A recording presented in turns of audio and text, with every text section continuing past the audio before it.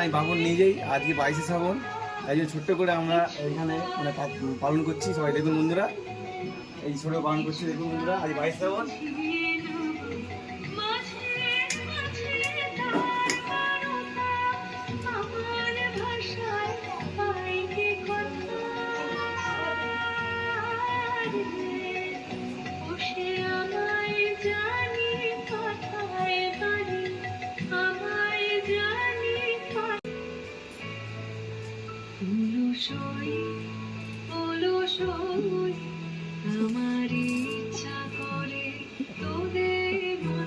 আমরা 1 মিনিট নিয়মিত পালন করবো।